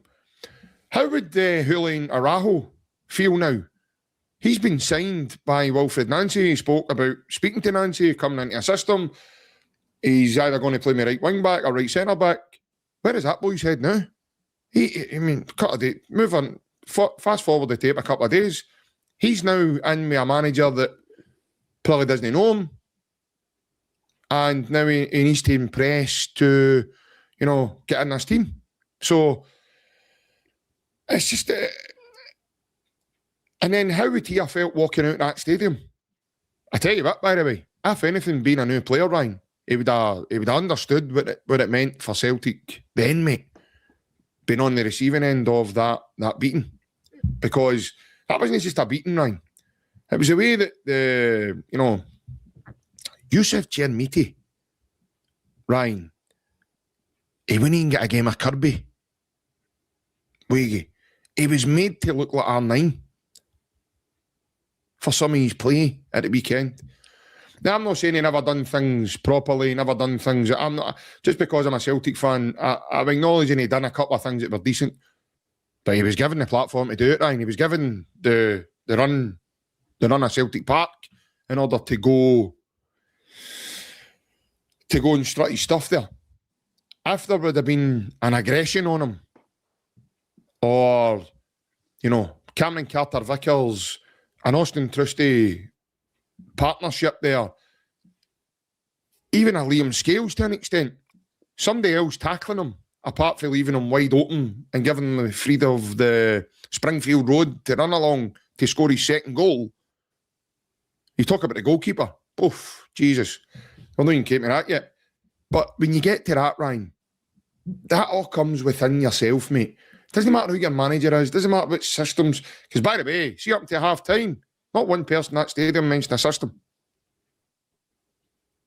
So, when things go well, nobody talks about systems. Things don't go well. Oh, we never played this guy, or it's that guy's fault, or it's him, and it's that. And that seems to be, what causes it at the end of it. Nobody mentioned a system at Celtic Park, even around me at half-time on Saturday, mate. Not one person mentions. Everybody's talking about how well we're playing and everything else. A couple of guys said, similar to you, we need the next goal. And, so that never happened. And, it's one of those ones, mate. We've lost derbies before, but there's a way to lose games of football, right? You can understand if teams are opening you up and they're out playing you and they're running over the top of you that way. But see, when you've not got any fight, you've not got running, you've not got any inner desire to try and tackle people, you're letting people like Raskin laugh in your face and goad you when you're giving the ball away or you lose the ball. That can't happen, right? Not Celtic Park, mate. Listen, I can accept losing derbies, JP. I can accept losing football games. I said it last week. Was it Alan was on me or Daniel? Can't remember who was on me. But again, I'm not going to sugarcoat things, JP, and hide away things now. The players are shite bags. They're shite bags. There. I mean, to be honest here, right? When we're winning trophies, winning trebles, they're all making digs at Rangers. This and that. But now they're getting beat. we can't criticise them. That's been enough. By the way, you better calm down, me man, because there's been enough breaking news at Celtic today, man. We're going to end up cheating. But football is, you're going to get criticism. Listen, I might have scored 5 goals one game. Seeing this game I didn't play well, I get criticised. That's just what happens. It's football. The good times and the bad times, everything's a short memory because there's always a next game. There's a new season. There's a new cup. What we done last year's done. What happened in the summer, right? It's done now. We need to go on now. And the players have not performed this year. We're starting to become, unless Martin can change this mentality, this team, we're starting to become hero losers. We've lost 2 cup finals. We've got beat Affy Hearts twice. We've no beat Rangers in 90 minutes, albeit we won a semi-final or a final extra time. In 7 games a year, we have no beat Rangers in 90 minutes. That's not acceptable for any group of Celtic players. No matter how much money we're spending or they're spending. It's not acceptable, JP. And going to Celtic Park and then getting 3 goals, by the way, I need to give them a wee bit of praise, right? They came to Celtic Park and won the game, granted, right? But I'll tell you what, that Rangers team are honking. Absolutely honking. And we're letting them, as you mentioned, Raskin, stole about the park. Why is nobody going like that here, you dafty? Why? Why is nobody putting a tackle on? At least trying. Exactly. Do you know what I mean? You know, and I know VAR, right? I'm not saying one with a tackle that's going to get you booked, but let them know you're there. Let them know you're there. They're just, JP, I've never been so angry, mate, at a football game. I've never been so angry at players just no caring for the badge. By the way, that's their job. Forget about us. That's their job. Yeah. And they're not doing enough on the park, no matter what they think of Nancy, what they think about the board or anything else, they're not doing their job. And ultimately, it's cost the manager his job, and it's cost it to be second in the league right now. And second in Glasgow is last. So right now in Glasgow, we're last. Casper. Kaiser. The team across from us, the team across the road from us that we've just lost to, they are third in the league, on the league table. I know they're level points and everything else with us. But there was a firework display outside the stadium. So again, you know, this is, you know, I've said it all along now. When we beat big teams, mate, we're happy as well. You know, when we beat teams like, you know, we beat Barcelona's of the world and AC Milan's at Celtic Park, and we used to celebrate like that as well. So I can only take it in that way. This is what I'm saying about the mentality, but JP, right? People are saying, Rangers fans, other outlets, media, whatever, that we're entitled. That's why their club went down to liquidation. That's why they're happy accepting mediocre players. That's why they're happy about board members' mess. They're happy for that. We've got to a standard where winning trebles, doubles, it might seem it's no spoiled, but it might. But that's what I'm saying. Why can you not continue that? Why can you not continue to be the best you can and try and win doubles? I'm not saying you can, but just to take that in front, right? What we've done. It is. You're right. But we're not accepting. Rangers fans who are friends, right? I've got Rangers fans. I'm the same as you. And I say to them, please do not cry because of what's happened. Just be happy you were here to see it. I'm comparing us to us and what we want to be, right? Celtic should be miles away. I know domestically we are right in terms of how many trophies, but right now we're on a level playing field right now with Hearts and Rangers right now as it stands. Your man Shanklin's in the he's been in periodically in and out the season.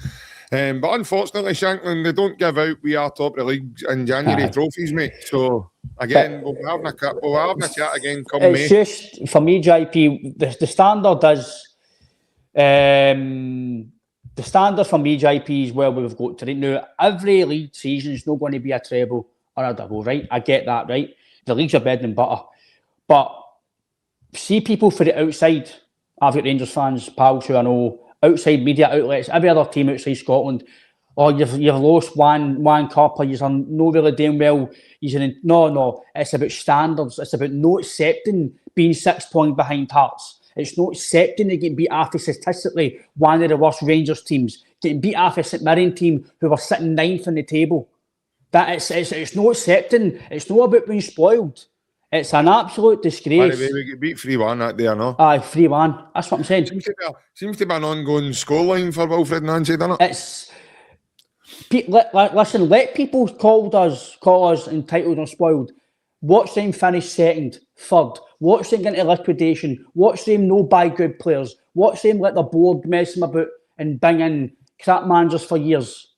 We are not accepting Wilfried Nancy's football, his system. This is why he's gone. Because we're not accepting it. They accepted. Martin Neill's now come in to do a Jim Bone for Bullseye. But he's going to stand at the end of the season with a trophy like that. Here's what you could have won. These players need to come together now, and they need to really show, listen, look, we have not performed. Listen, we really need to pick this up because, like I say, JP, people might call me negative or no, right? It's up to them. There's no guarantee it will be the same as Martin's first time back there. No guarantee, right? Because these are the players that have potentially, I'm not saying they've done it, but it looks like, on evidence, that they've not done their job properly, right? So if they start doing it now, I'll be happy, but at the same time, I'll be like, why are you doing it now? Where was that for Wilfried Nancy? So they can't just get praised for winning games now after he's left, because ultimately there's maybe 2 or 3 bad eggs in that dressing now that we don't know about, that are not performing, no take messages on, no doing well. So we can't just say, oh, well done for winning again, but there's ultimately something in the background that didn't do that under Wilfried Nancy. But here's something I'm going to show you and show the viewers tonight. This is what I wanted to show you now. If you give me a wee second, I can pull this up. Hold on a second. Because I mean, this is very alarming in my opinion. That today, very alarming. This is extremely alarming. How scary things have now become really bad. So here's the team that went and played Bayern Munich in the Allianz. And as I called it earlier in the pod months ago, a ball hair away from my big shout sign about Celtic winning away from home in Europe. And I'm glad this season I did get to say it because we beat Feyenoord, but winning away from home in Europe, I did say it and I thought we were doing it that night to the last kick of the ball. But here's the team here. So there we go. So in goal, you've got Schmeichel, Alistair Johnson, Carter Vickers, Trusty, Jeffrey Sloop. Jesus, I forgot all about him. Rio Atati, Callum McGregor, Arnie Engels, Nicholas Kuhn, Daisy Maeda and Jota. Now, we still have the vast majority of that team. Now, ultimately, Kuhn's not there and Sloop's not there. In my opinion, now this is just my opinion. Now, up till now, he's probably showed glimpses of that, but you could put up an argument that Kieran Tierney's a better acquisition to your side than Jeffrey Sloop. So you've, in my opinion there, you're looking at that and you've said, we've strengthened that position. Now, Kuhn's not there. Jota's currently injured.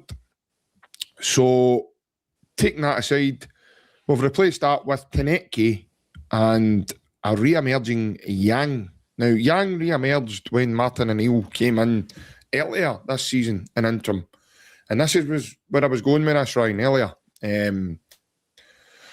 I do not know what Martin has done, but I've noticed a big change in Yang. Now, I'm not saying Yang's the answer by any means for any Celtic fan out there thinking, JP's sitting, he's lost the plot here, he's now telling us Yang's the next. Here we go, we've got something good here. I'm not saying that, but currently what I'm watching is a guy who has found form, a guy who now is playing with confidence, a guy who, he's now given his all in this team. He's now given his numbers that we've not seen. We haven't seen. So for me, Martin O'Neill worked his magic began. And I think Martin O'Neill's gave him a cuddle, Ryan, and just reminded him, by the way, you can play the game, son. Now, Martin O'Neill gave Yang responsibility away in Holland when he played him against Feyenoord. We were all amazed, Ryan. We chatted about it after it. We were going, who's this new signing we've signed here? It was a different guy. A totally different guy. Fast forward a few weeks, Ryan, he's continued that for him. Now, he's been a bright light in a very dark place at the moment. And unfortunately, Ryan, he scored a goal on Saturday that will be remembered by me, and I'll not stop talking about it now. But that goal, Ryan, Jesus. Where do you start, Ryan? I mean, he takes that ball on a give and go for a throw-in. Now, I'm not Wilfried Nancy here, and I've not properly analysed the game, but I can distinctively say that goal came off the back of a Celtic throw-in. So that came off the back of a bounce pass, and Yang then gathers the ball, and then he just sets upon Rangers, mate. He just absolutely opens up, puts the afterburners on, and Rangers are clutching, and nobody goes near him. I think he runs by about 5, 6, maybe even 7 Rangers players, if I've seen it right, across his path. And he bullets it right into the top of the net. Beyond Jack Butland's hand as well, might I add, who had a good game on Saturday. So, Brian, it's not just the fact that he goes and scores a goal, mate. It's where he picks that up from on the field, Ryan. It's then what he's got to do in order to get himself the shot without even the goal happening. But this point, mate, talk me through your thoughts on Yang there, Ryan, because I thought he was absolutely outstanding on Saturday, me personally. No, listen, I've criticised him, and rightly so, because he's not performed. He's still no, oh yes, Yang's this and Yang's that. I'm not saying that, definitely not, because he's got to do it on a more Neither am I. He's got to do it on a more consistent basis. But that's at a stage at the moment where they probably can't let him go. He's at a stage in his career. I know. By the way, can somebody clip that? Did he actually say that tonight? It's the truth. I've got Ryan on record now. This is where we are now. This is what I say about Celtic, Ryan. This is where we are now. We're at a stage where because of how light we are in wingers and how quality-wise, because of how he's starting to maybe get a wee bit better, or he's in a bit of momentum, you need to keep playing him. No matter how much I don't rate him at all, right? He has done decently well in the last few weeks. At the weekend, he was the best player in the park. Listen, I'm calling every game as it is. He was the best player in the park. Sorry, Ryan, to cut you in that formation, mate. How do you see Yang featuring, taking Kuhn's place there? Do you think he's more effective? Do you think he can be more effective? Certainly on the basis of what we're seeing at present. And would you put up an argument that is a possibility? I don't think he can beat Kuhn, no. Not beating Kuhn, sorry, taking Kuhn's place. Could you see that being still effective, is what I'm saying, even in that lineup? He would need to do it on a more consistent basis. He's done it for a few weeks, but he's got to do it over a period of time. But ultimately, listen, the goal was phenomenal. Absolutely phenomenal. It won't get the plaudits because we didn't win the game. It won't be in the Celtic combination of goals against Rangers because we didn't win the game, but it was a fantastic goal. Brilliant goal. It was direct. His work rate was phenomenal. The Yang isn't a brilliant, fantastic player, right? He's decent at what he does in certain parts, right? But he ran his balls off. Now, how can he do that and the rest of them can't? No, this is what I'm saying. It's about mindset. That was what I'm glad you said it, because it's about attitude, mindset, will to win, desire. No, I don't mind Yang not being the best of players, but see if he does that every single game, he runs, he tackles, he chases. I'd rather that than a 15-minute wonder kid who's brilliant and does a few tricks and he's a star. No, I want the guy who's good friend like Barry Bannon has spoke to me and you, and he said he would rather play with 10 Yangs than guys who, that wouldn't want to have that same desire to run and work hard, and I can understand it, Ryan, because having guys like that in your team, Ryan, it must help. I mean, come on, the guy wants to run all day. He wants to run, run for the cause. Like you says, Ryan, he's also working back, putting tackles in, putting his body in places, taking hits. Why would you not want that in your team, Ryan? No, listen, I still think he's got a lot to go because he's been here nearly 3 years now, nearly 4 years, so he's still got a lot to do to be a consistent Celtic player, but he has momentum, so you need to play him. Any football player, whether you like him or no, whether you rate him or not, momentum is key in football. This is why Hearts, you can't rule Hearts out, because momentum's with Hearts now. Momentum's with Rangers now because they beat us. So if Rangers go and beat Aberdeen twice this week, then you're going to go, right, okay, you need to take note. You need to take note, because if you don't, then you're absolutely delusional. If Rangers beat off Aberdeen or drop points out the 2 games, then you're going to go, right, that was a 1.5 game. They'll continue to drop points. So it's all about, listen, I'm just happy O'Neill's, well, I'm not ecstatic, but I'm happy he's in. It's an old face. We know what we're going to get from him. Let's hope he gives us a lift. But I'll tell you one thing. What Martin Neill would bring you is, he wouldn't be bringing in that second half performance. The players wouldn't be doing what they've done, hiding. I'll tell you what, Barry, right? I've seen people in other platforms and other outlets saying Johnny Kenny's a good movement. Johnny Kenny hides. He hides. Now, I'm saying this as a striker. I might have not played at the level he's played at. Played a striker role. Well, people think I'm sure I know how to play the role. If you're hiding behind 2 centre-backs, you're hiding, you're shouting responsibility, and you're not wanting to take the mantle and go and be a striker. He's making a run before the ball's made. It's like I'll do a run because it'll show up in my stats that I've done 50 sprints. No, Johnny, you've made 50 sprints for no reason. You move to make that ball go to you. So if that guy's running down the line, make sure you run. He's stalling, waiting, and then he's going, I'm like, no, you need to move. A striker. Do you not think he was unlucky? I know Rangers ended up scoring their 3rd goal off the back of it. Do you not understand? I thought he was unlucky with the work rate he put in to try and win the ball. And then, again, you talk about people running. Everybody else just stands and watches. I'm maybe harsh, JP, because I think strikers should be doing a lot better than Celtic and someone.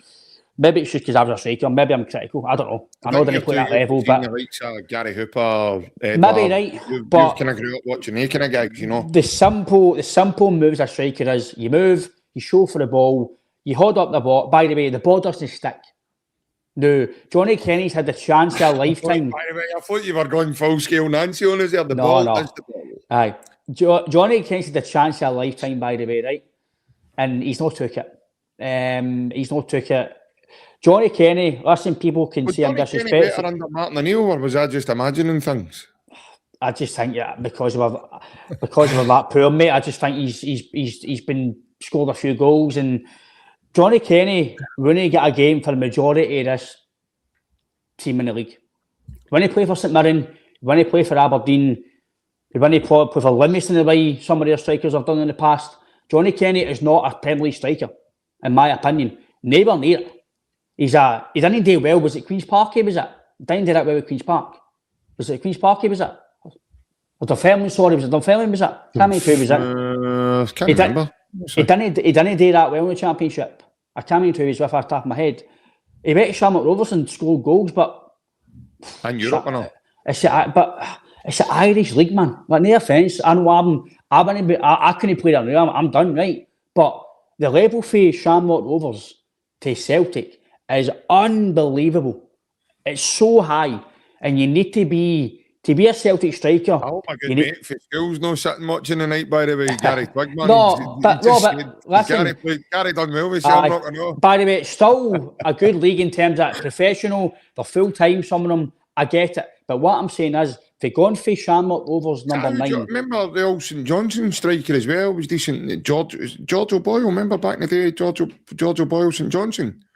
No. I'm sure he was with Shamrock. To be a Celtic number 9, JP, you need to have a certain character about you. You need to have a certain bit of class about you. And unfortunately, he's no got it. Who's that? Who did I play with? Brian play for? I was younger than Fairman and Thistle, and I was younger. But that's 13 years ago or something. I had no grey hair. But no, mate, I'm just the striking department. I know we're near the end of the show, mate, but the striking department is. I always say, mate, no matter what position people prefer or they think the engine room's the best in the park. For me, I think the most important part of your team is your striker. You live and die by your striker, because I know it's Michael and stuff, I know you need to defend, but if you've not got a number 9, you'll never win football games. And Saturday, Queen's Park, I was right. Cheers, thank you. Saturday showed that, mate, because we defended all right in the first half, but ultimately didn't score enough goals, mate. And that's why Nancy's got a job, mate, because we've not scored enough goals to go and win the games. I know we've seen 3 goals or 2 or a bit, but we've not scored enough goals, mate, and it's killed us. Listen, we've got a good friend in the podcast as well, a good pal of mine for school as well, John Baird, who's done very well in Scottish football as well, his time at Scotland. John's over in Australia now. He's been on the podcast numerous of times having chats. Big Celtic fan, John, as well. But listen, John will tell you as well, he's played against really good Celtic sides, come up against guys like Kelvin Wilson as a centre-back against them, and Ryan's no talking out of turn or anything when he tells you the level, the jump, the level, everything, the standards. You know, John says John was fast, and John used to say, John told us a story on live on the podcast, Ryan. You remember it vividly, that he thought he was strong. He accidentally ran into the side of Victor Wanyama. John said it was like getting scalped with a Virgin train when it's gone at full pelt. Now, you know, you listen to Scott McDonald, you know, about the adjustments. Scott McDonald was on the podcast with Chris Sutton and Chris Boyd, and he's talked about the jump, you know, in terms of the adjustments and how it took him a bit of time, and you need to get used to that. Not every player can do it, by the way. Doesn't happen for everybody. But when you come for lower teams, and I don't want to be disrespectful here, I'm just going to say lesser teams than Celtic, right? Teams who are not playing at that level and don't have that size of pressure and every expectation that comes with that, right? Every football club's got an expectation. But there's certain football clubs you've got away with drawing and your fans are going to turn against you and you've got away with getting beat, and it's okay to go and train and work hard and you go back next week, try again. Celtic, you draw, it's a bad result. You get beat, it's a catastrophe. You know, it's terrible. So when you go up against these teams, for these other teams, you might do well and you might look good, but then one of these teams want to sign you and you go and sign with them. Different ballgame, right? Different ballgame. Paul Lambert talks about it. He says when he was at Motherwell. Yep. St Mirren. Motherwell, aye. And when he was over, he went over to Germany. He went over for a trial way before he went to Dortmund. And he was 5 minutes into a game of 5-a-sides, and he realised he was miles away. Miles. And he's like, I'm done. His head was gone. A young boy, but he was gone. And he was miles away. Miles. So the level that Ryan's mentioned tonight, folks, it's massive. It's like the Grand Canyon. That's a gap. And it's difficult for some players. Some players can do it. Some players take time. Some players just don't and fall by the wayside. Gary Mackay-Steven was a brilliant player. Ultimately, he just could not go to that next level that Brendan desired when Stuart Armstrong did at the time. And certain players just stay, they stay stale and then they fall by the wayside because they can't take the next level. You go and play, and Ryan's talking about Champions League, Europa League. It's a different platform altogether. So that's how I know, for certain, Yang might not be favourite player for everybody that's a Celtic fan. However, to go and play the way he did in Holland and do it against these kind of teams, yeah, he must have something. I'm not sitting here saying he's a dumpling and calling him for anything at all. He must have something. To do what he done in a derby on Saturday, Diddy's don't do that. That's not a fluke. Yang's done that before. Yang's done passages of that play before. So, yeah. But the gap's massive. But, Ryan, I think we've took enough time tonight, mate, to... Aye, we're probably going to do another 3-4 podcasts on based on what we wanted to say tonight. But it's been a good chat. Obviously, that's my first one on after the new year, and it's good to come on. There's been a couple of bits of breaking news today for Celtic. There's got to be another one tonight. Obviously, you've been the Daily Record now, telling it, calling players shite bags and everything else. And yeah, there'll be a photo of you in your half 10 show tonight next to Callum McGregor, and Callum's probably going to need to reply to you now, and you still be a love-hate relationship now.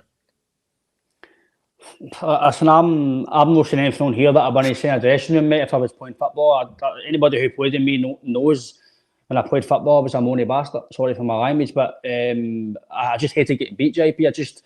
I wasn't brilliant, but there's people like myself, you, anybody in this chat would give 10 minutes, 15 minutes at their best to play with Celtic, and they would run through what it was, and some of the players aren't doing it, mate, and they should be. So we just need to try and be positive now. Martin's in, hopefully going to get a good result on Saturday, a good week of training, hopefully they lift the mood and we can kick on, because our season's, for me, the season starts now.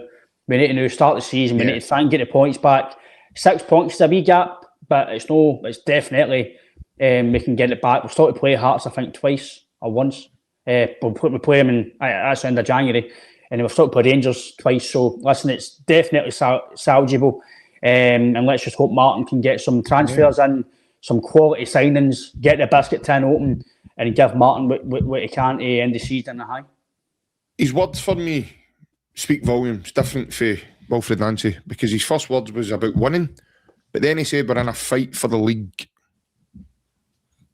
Now, he's just in the door another 5-10 minutes at that point in time. He says we're in a fight, no doubt. That's fighting talk. For a guy that knows what it's all about here. This is a guy that knows what the club's all about. So we're all looking forward to it. Let's hope we can really kick on. As Ryan says, our season starts now. I'm going to go and have a lie down in a dark room, because it's like Christmas Day in my house today. For the amount of things that's happened today. So yeah, for me. But ultimately, as Frank Sinatra, is that what you call it? Wilfried Nancy, he did it my way, and it failed. Yeah, he's away back to film my new episode of Hello Hello. Apparently they want him to be the next big Polish in that. Good morning. But yeah, it's that is what it is.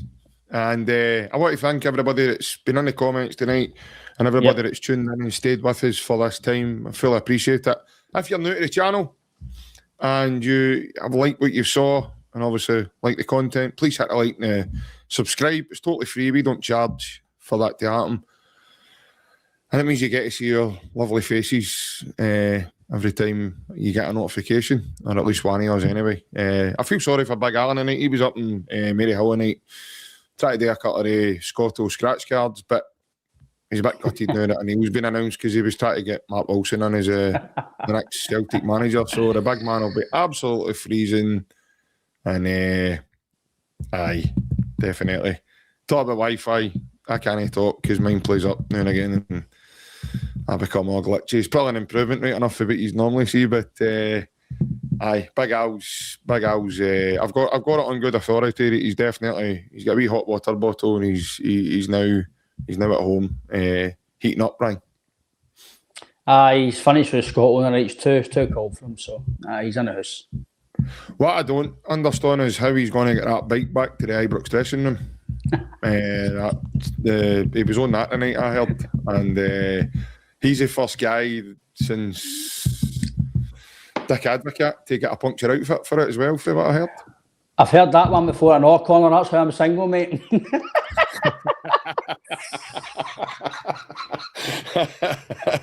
No comment, Connor. No comment. I can't talk for Ryan. I can only talk for myself. I'm definitely no single. I've got a missus and my lovely family, so yeah, I must be doing all right, mate. But everybody that's tuned in, take care. I'll certainly be back on Wednesday, hopefully with some more Celtic chat with you. For the time being, hail, Ryan, same to yourself, pal. Take care. Take care, mate. See you all soon. We'll see you all again soon. Bye-bye.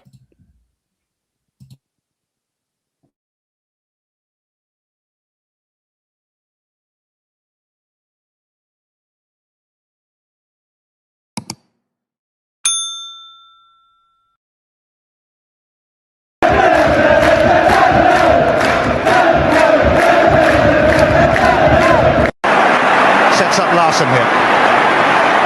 Larsson, oh, he's in! Henrik Larsson! That is sensational!